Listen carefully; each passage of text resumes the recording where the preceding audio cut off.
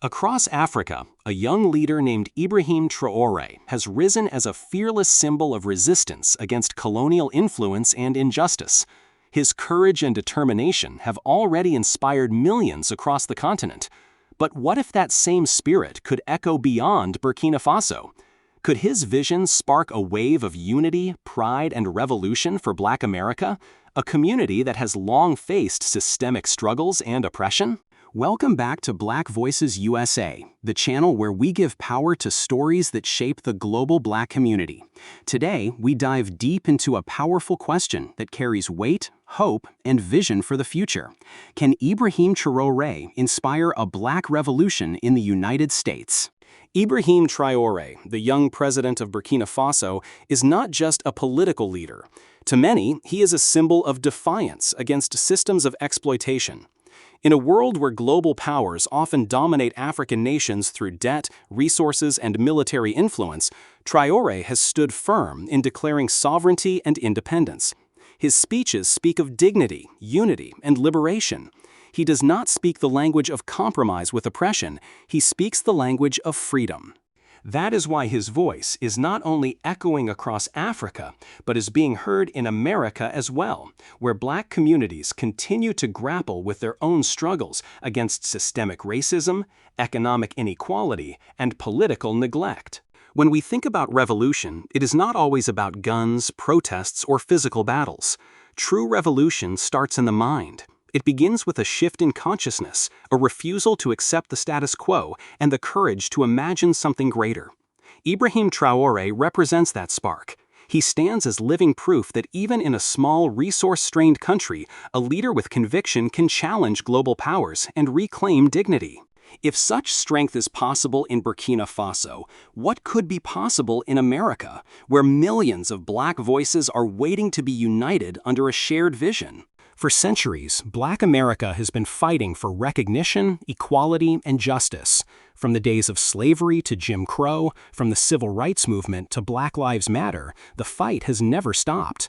But here is the question we must ask: have these movements been enough to fully transform the condition of Black people in America? Or is something more radical, more unified, more revolutionary needed? This is where Traoré's example becomes powerful. His leadership is a reminder that we cannot always rely on the systems built by others. Sometimes, true liberation comes only when people decide to build systems of their own. Traoré's rise is particularly important because he represents a new generation. He is young, fearless, and unapologetic in his vision. Unlike older leaders who often become entangled in political compromises, he has spoken with clarity about reclaiming resources, rejecting foreign dominance, and prioritizing the dignity of his people above all else. For Black Americans, who have seen generations of political promises broken, this kind of uncompromising stance is deeply inspiring. It tells us that youth can lead, that boldness can succeed, and that revolution is not just a dream, but a living possibility. But the question remains, can this translate into the American context? Black people in the United States live in a vastly different environment than Africans in Burkina Faso.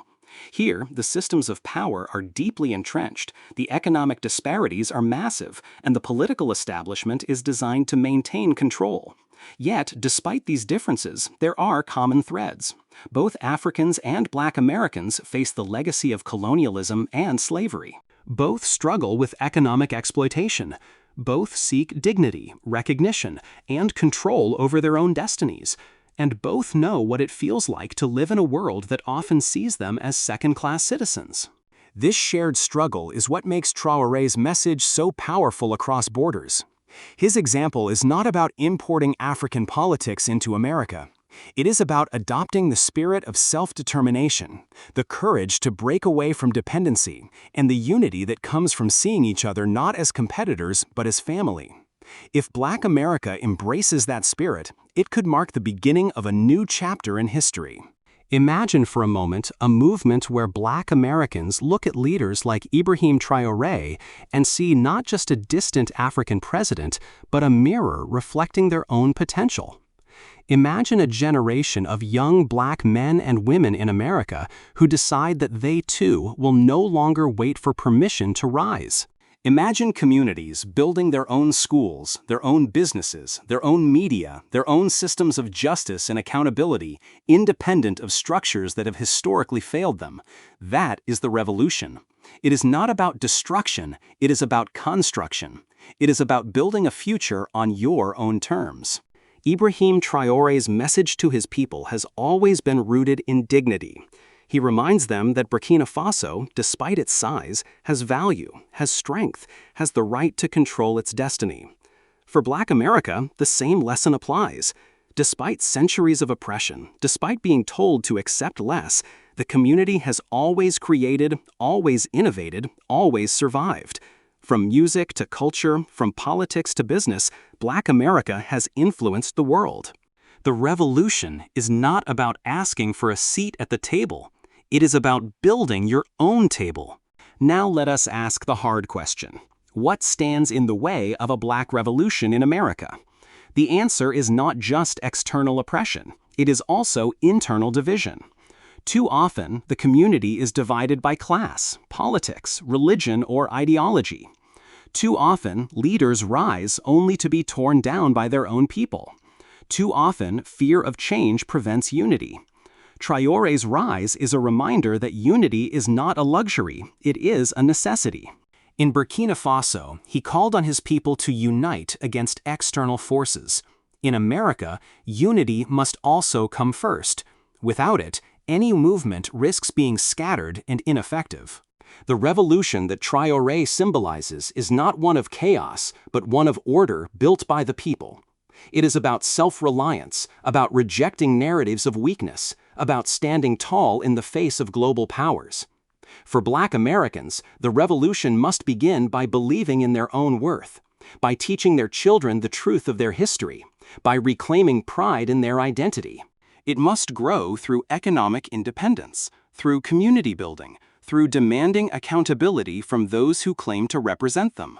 If Ibrahim Traoré has shown us anything, it is that leadership is not about age, wealth, or status. It is about conviction. He stepped forward not because he was the most powerful, but because he was the most fearless. That is the lesson that can inspire a Black revolution in America. Leaders do not have to be celebrities or politicians. They can be young activists, community builders, educators, or entrepreneurs who decide to put the people first.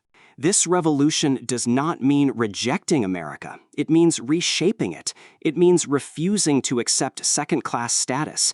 It means demanding justice, not as a favor, but as a right. It means no longer waiting for promises from politicians, but creating solutions from within.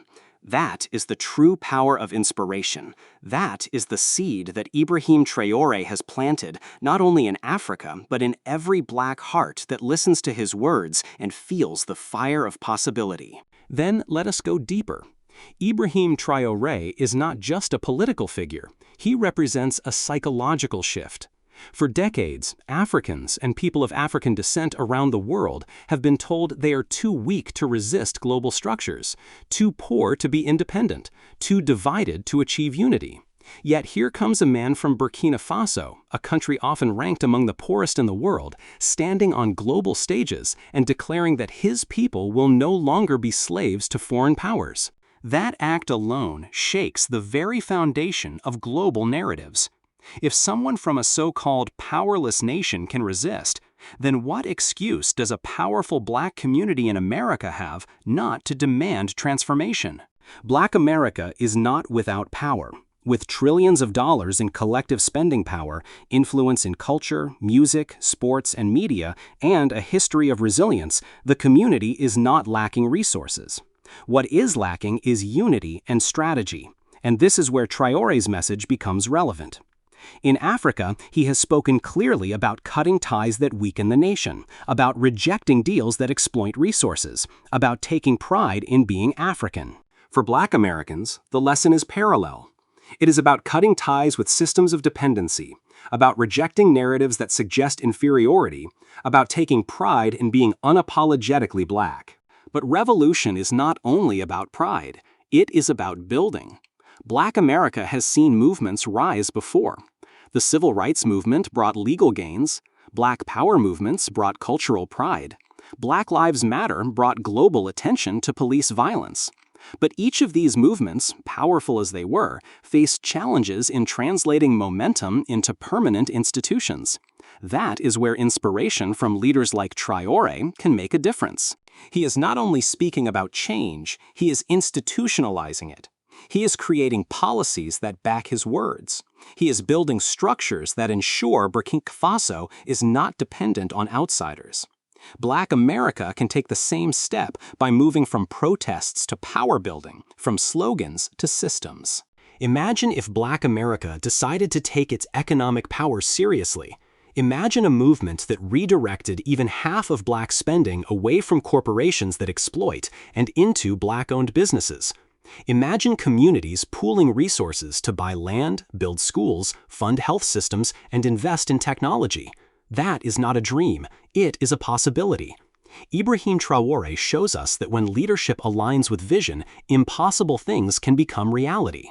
If Burkina Faso can dream of independence from global financial institutions, Black America can dream of independence from systems that profit off their pain. Another important point in Traoré's rise is the role of courage. Courage is not the absence of fear, it is the willingness to act despite fear.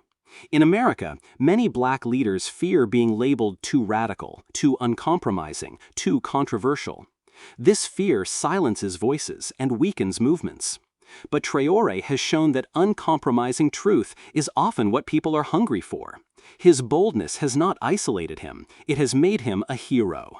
Black America, too, needs leaders willing to speak the truth without apology, to call out injustice directly, to refuse to water down the message for comfort. Of course, revolutions are never easy. They face resistance, both external and internal.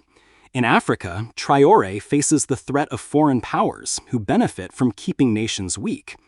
In America, a Black revolution would face powerful institutions that thrive on inequality. But resistance is not a reason to stop. It is proof that change is possible. The greater the resistance, the more important the revolution becomes. And history shows that every major gain for Black people has come through struggle, not gifts. From abolition to civil rights, nothing was handed freely. It was demanded, fought for, and won. Some may argue that America is different, that revolution here would be crushed before it begins. But look closer, and you see that revolution has always been part of America's DNA. The United States itself was born from revolution, from colonists refusing to remain under British control. If revolution was possible then, why is it unthinkable now? The difference lies not in possibility, but in belief. Ibrahim Traoré reminds us that belief is the foundation of action.